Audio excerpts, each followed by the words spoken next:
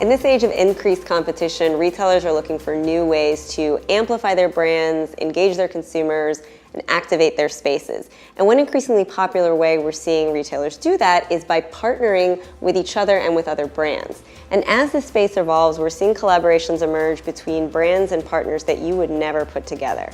Here to talk to us about that space is our global trends expert at our partner company, Streetsense, Jamie Sabat.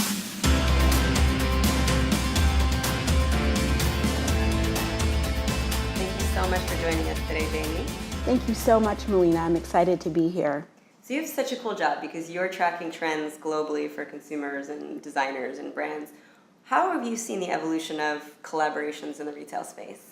Well, we've really seen the evolution of collaboration start with Target and H&M, where they've brought top-line designers and brought them to the consumer at a lower price. So we've seen H&M collaborate with Kenzo, we've seen Target do it with Victoria Beckham, and people are standing in line and camping out to get these items at a lower price.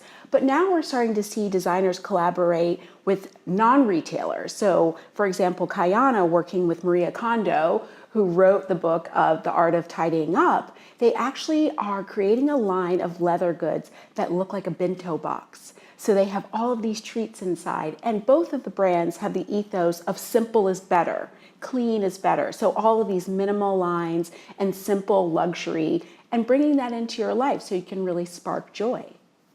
So Jamie, what is the strategy or the thought process that's going through these retailers' minds as they're partnering and collaborating with other brands?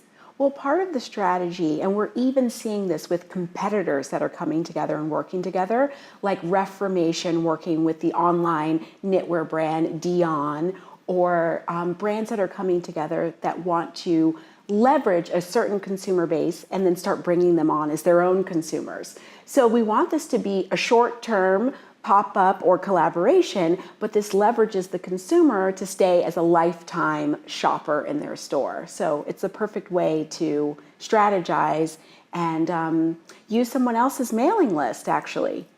So you're a retailer, you identify a brand or another company that you want to partner with, and you decide, okay, we're going to partner. What happens next? What is the actual execution of the collaboration?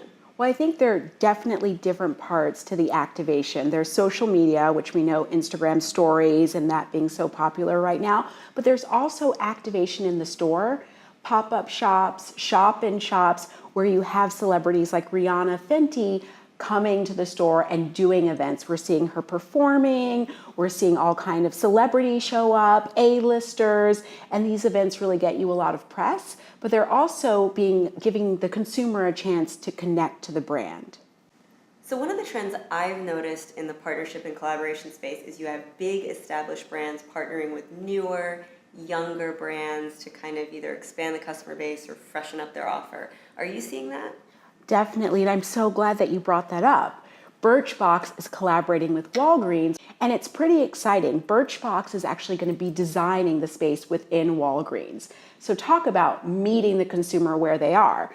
Birchbox's ethos is all about women who are on the go, they're repeat shoppers, and they're probably 70% of shoppers in the beauty market that want reliable, useful products. So now they can run into a Walgreens when they're picking up their prescription and get all the fabulous things from Birchbox. And these are not going to be samples, they're going to be life size, and they're going to be fabulous. And even in the wellness industry, we're starting to see brands like Casper. They create mattresses, but it's really more of a lifestyle where naps are becoming a part of health. I mean, Oprah tells us to take naps, right? So we have to do it.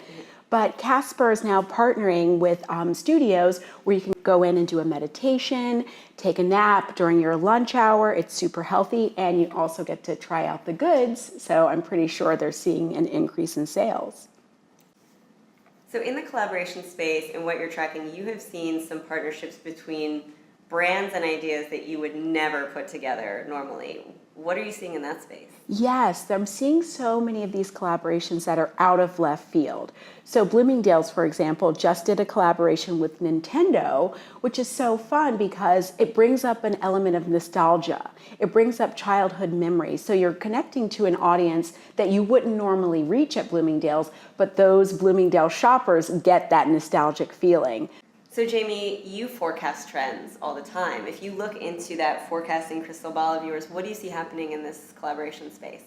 I just think the collaborations are going to continue to grow and grow. I feel like we're moving into a space where things are becoming much more inclusive instead of exclusive. We've seen collaborations in the past be much more aspirational. How am I going to get that great thing that's up high in the sky? But now it's more down to earth and inclusive. This sounds like Shopping 2.0. It is Shopping 2.0. Well, Jamie, thank you so much for joining us today. This was really fascinating, and we have a lot to look forward to in this space. Thank you so much, Melina. It was great to be here.